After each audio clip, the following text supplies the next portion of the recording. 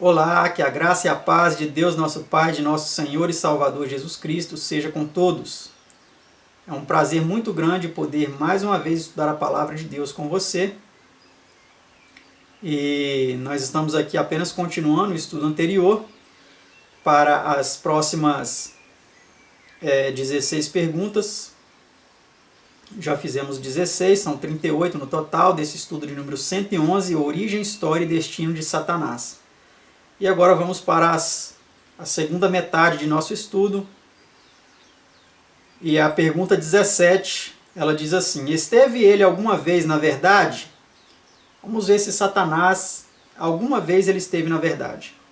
Vós tendes por pai ao diabo, e quereis satisfazer os desejos de vosso pai. Ele foi homicida desde o princípio, e não se firmou na verdade, porque não há verdade nele.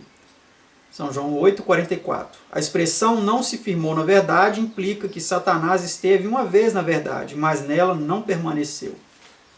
Então esse texto é claro em nos indicar, que ele sabe o que é a verdade, mas ele não se firmou na verdade. Ele é o mentiroso, ele é o pai da mentira. E Jesus atacou aqueles que claramente estavam se colocando do lado de Satanás. Jesus indicou claramente qual era a posição deles, os líderes religiosos de sua época. Ele disse: vocês têm por pai o diabo, vocês querem satisfazer os desejos do seu coração. Ele foi homicida desde o princípio. E por que Jesus disse a eles? Porque eles estavam querendo matar a Jesus. Então eles estavam tendo o mesmo sentimento de Satanás, que foi homicida desde o princípio. Vamos para a pergunta 18. Qual é o único princípio de que possuímos menção? Porque o texto aí fala que ele foi homicida desde o princípio, Vamos ver agora então qual é o único princípio que temos menção aí nas Escrituras. No princípio criou Deus os céus e a terra, Gênesis 1, versículo 1. Então esse é o princípio, O princípio da criação dessa terra. Além de homicida, que diz Cristo que Satanás é? Vamos ver. Quando ele profere mentira, fala do que lhe é próprio, porque é mentiroso e pai da mentira. São João 8,44. Então, se você é uma pessoa que gosta de mentir, você é filho de Satanás. Você não é filho de Deus. Eu acho interessante que muitas pessoas, sabendo que os outros estão mentindo, estão falando mentira, estão ensinando a mentira em várias religiões, eles ainda chamam essas pessoas de irmãos. O irmão fulano de tal, o irmão fulano de tal. O irmão dessa religião, o irmão daquela religião, sabendo que essas pessoas estão ensinando a mentira. Mas espera aí, se você é irmão dele, você é filho do mesmo pai que ele. Porque quem é o pai da mentira? Se você sabe que ele está ensinando a mentira, e você sabe quem é o pai da mentira, e o chama de irmão, seu pai é o mesmo pai dele, o pai da mentira. Precisamos ter muito cuidado com esse tipo de identificação, nos identificar com pessoas que sabemos estarem mentindo. Tá certo? Vamos para a próxima pergunta, pergunta 20. Qual disse Deus a Adão e Eva seria o resultado se transgredissem comendo do fruto proibido? Vamos ver a resposta. Certamente morrerás. Gênesis 2, versículo 17. Então a sentença foi muito clara. Se vocês comerem, certamente morrerás. Era algo certo, era algo inevitável que aconteceria. A esse respeito, o que disse Satanás a Eva? Então vamos agora ver o que o mentiroso, o pai da mentira, disse para Eva. Então a serpente disse à mulher: certamente não morrereis. Só enfiou uma palavrinha não no meio, Gênesis 3, verso 4. Tanto quanto nos mostra o registro bíblico, foi esta a primeira mentira, uma negação direta da palavra de Deus. Persuadindo Eva a aceitá-la e nela crer, Satanás induziu nossos primeiros pais a pecarem, e visto que o salário do pecado é a morte, com isso causou a morte deles, tornando-se assim, em realidade, o primeiro assassino. Uma mentira, portanto, é uma irmã gêmea do assassínio. e uma das coisas mais detestáveis para Deus, o Deus da verdade. Vê Provérbios 6, 16 a 19. O lábio da verdade ficará para sempre, mas a língua mentirosa dura só um momento. Provérbios 12, 19.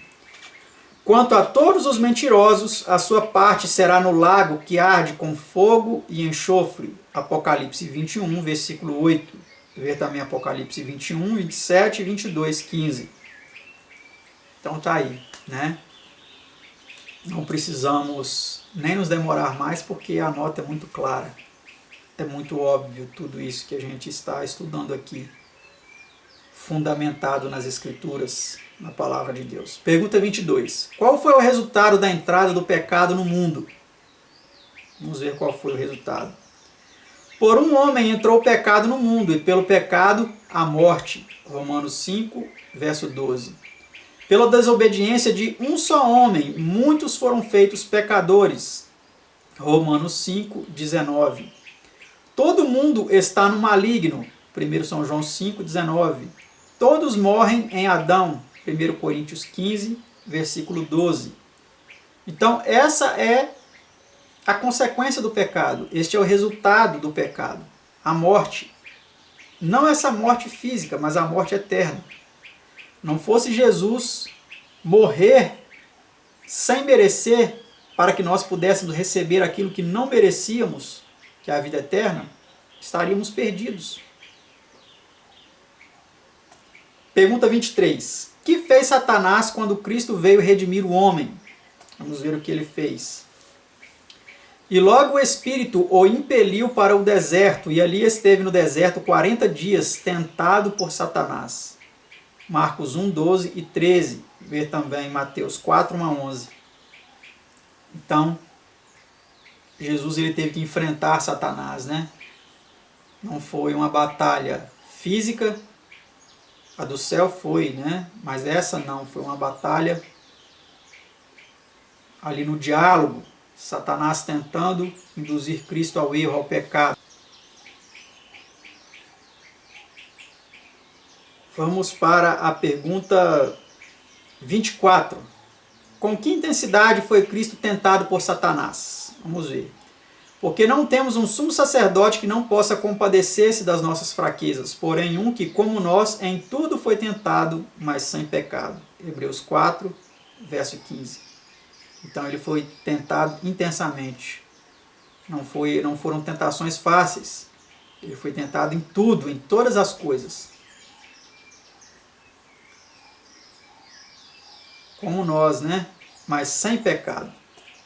Pergunta 25. Que tem sofrido a igreja desde os dias de Cristo? Vamos ver o que a igreja tem sofrido desde os dias de Cristo. E quando o dragão Satanás viu que fora lançado na terra, perseguiu a mulher, que é a igreja, né? Apocalipse 12, verso 13. Muitos milhões dentre o povo de Deus têm sido mortos desde o começo da era cristã, pela perseguição pagã e papal, que sempre foi instigada por Satanás. Ver no dicionário teológico de Book, ou qualquer outro comentário sobre a história da igreja no mundo no assunto de perseguição, e os estudos das páginas 205, 253, 258 e 499. Então a igreja tem sofrido essa perseguição aí, instigada por Satanás e liderada por ele há muitos séculos, né? Pergunta 26. Irá a igreja remanescente enfrentar sua ira? E por quê? Vamos ver.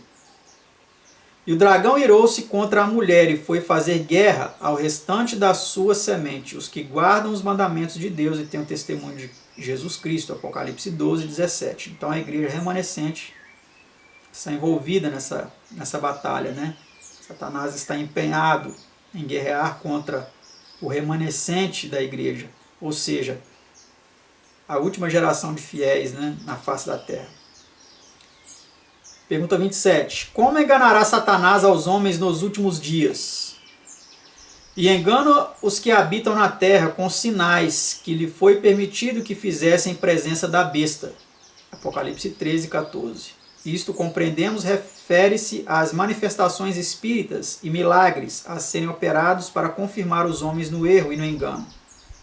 Ver estudos às páginas 539 e 543, que são os temas 118 e 119. Então, esses sinais claramente são operados por entidades malignas. Um claro exemplo disso foram as coisas que aconteceram lá em Abadiânia, né, com aquele João de Deus. Como um homem daquele pode ser chamado João de Deus, com todos aqueles sinais naquela entidade espírita, naquela organização espírita? Todos aqueles sinais que foram operados ali para supostamente curar pessoas, estava acobertando uma série de abusos, uma série de crimes que foram cometidos por um homem usado pelo diabo e seus anjos, e não por Deus. Não tem nada de Deus ali, né? Então a Bíblia mostra claramente para nós que ele engana os que habitam na terra com sinais que lhe foi permitido que fizesse. Isso se aplica não somente àquele caso, mas a vários outros casos de sinais aí que aparentemente são de Deus, mas nós sabemos que não são, né? Por isso que muitos naquele dia vão dizer: Senhor, não fizemos milagres em Teu nome não operamos curas, expulsamos demônios. O Senhor vai dizer: apartai-vos de mim, malditos, para o fogo eterno preparado para o diabo e seus anjos, que eu não vos conheço. Mateus 7, 21, está escrito isso, né? Então precisamos estar atentos em relação a essas coisas. Pergunta 28. Que influenciará as nações para se congregarem para a grande batalha do Armagedon? São espíritos de demônios que fazem prodígios, os quais vão ao encontro dos reis da terra e de todo o mundo para os congregar para a batalha naquele grande dia do Deus Todo-Poderoso. Apocalipse 16, verso 14. Então quem vai influenciar as nações para essa grande batalha são os espíritos de demônios, né? Eles que vão operar prodígios aí para preparar as nações para essa grande batalha. Pergunta 29. Por que será permitido que os homens caiam assim nos enganos de Satanás? Porque não receberam o amor da verdade para se salvarem. É por isso que Deus lhes enviará a operação do erro, para que creiam a mentira, para que sejam julgados todos os que não creram a verdade, antes tiveram prazer na iniquidade. 2 Tessalonicenses 2, 10 a 12. Ver 1 Reis 22, 20 a 23.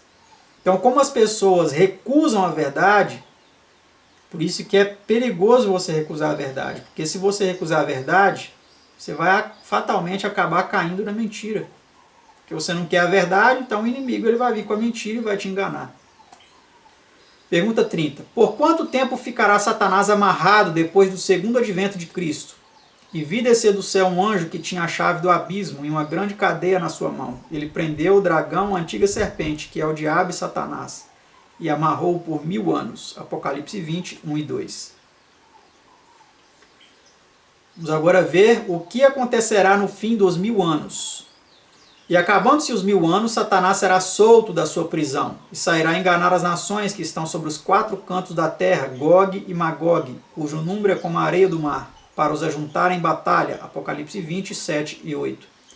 A vida de maldade de Satanás principiou com a rebelião contra Deus no céu e acabará em rebelião contra ele na terra. Nós vemos aí, né, que tudo isso não vai adiantar de nada, todos esses esforços. Mas ele está desesperado, ele quer arrastar o máximo possível de pessoas para a perdição, para dividir aí essa punição com outras pessoas, não pagar tudo sozinho, né? Pergunta 32. Que acontecerá quando Satanás e suas hostes cercarem o arraial dos santos? E subiram sobre a largura da terra e cercaram o arraial dos santos e a cidade amada. E de Deus desceu fogo do céu e os devorou. Apocalipse 20, versículo 9. Então esse será o fim de Satanás e seus anjos. Quando aí nenhuma última tentativa eles tentarem invadir a cidade santa,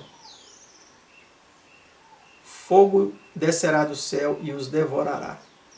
Pergunta 33. Qual será o destino final de Satanás? Vamos ver qual será o destino final dele.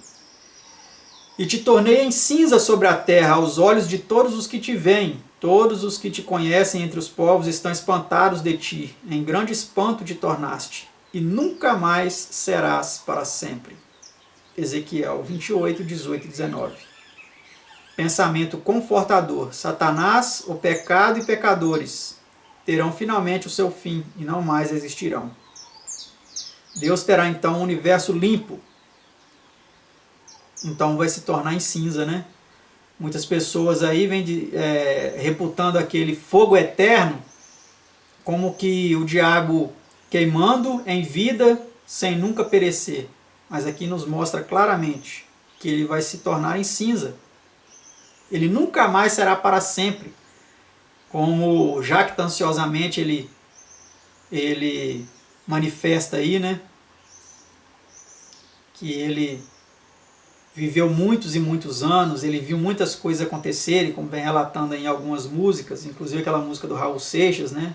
Ele diz, eu nasci há 10 mil anos atrás, aí fica descrevendo as coisas que ele viu, eu vi isso, eu vi Jesus ser crucificado, eu vi Nero, eu vi não sei quem, jactanciosamente, arrogando-se assim, então um eterno, mas ele terá o seu fim. Ele virará cinzas dentro em breve. Vamos para a pergunta 34. Por que participou Cristo de nossa natureza? E visto como os filhos participam da carne e do sangue, também ele participou das mesmas coisas, para que pela morte aniquilasse o que tinha o império da morte, isto é, o diabo. Hebreus 2, 14. Então foi para isso que Cristo participou da nossa natureza, né? Para que ele pudesse aniquilar o que tinha o império da morte, que é o diabo.